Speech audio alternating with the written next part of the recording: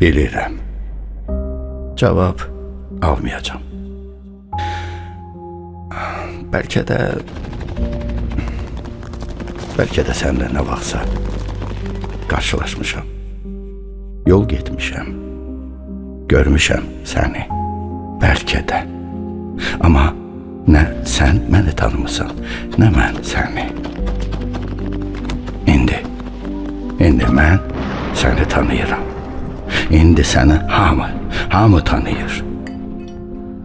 Əziz şəhid, o namərd gülləsinə tuş gəlib yıxıldığın yerdə hansı ucalıq, necə bir nümunə yaratdığının fərqindəsənmi? Qanın axan o torpaqda nə güllər açıb, bilirsənmi? Xocalıda üzlər gülür, bilirsənmi? Üzeyir, Natəvan, Bülbül, Şuşada necə bəxtiyardı, bilirsənmi? Laçında məktəb açılıb, Xankəndi tələbə şəhəri olub. 30 ildə uçurulmuş o viranə daşlardan Zəngilanda bina hörülüb.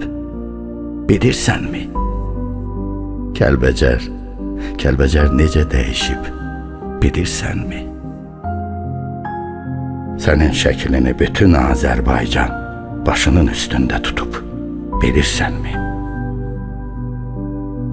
Əziz şəhid, məncə sən hamısını öncədən bilmisən.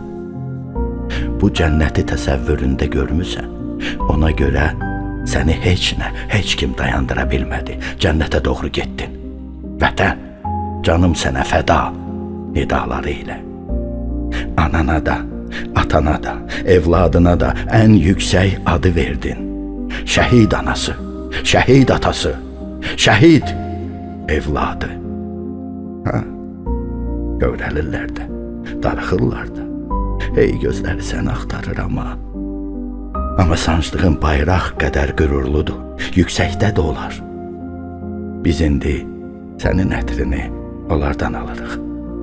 Hər kəlmələri, hər baxışları səndən danışır. Əziz şəhid, azad torpaqlarda bu şanlı bayraq dalğalandıqca ruhun bizimlədir. Müzəffər Ali Baş Komandanın dəmir yumruğu qədər möhkəm, əzəmətlisən. Sən əbədi ömür yaşayırsan. Sən da bir ailənin deyil, qalib, bütöv Azərbaycanın evladısan. Fəxrisən.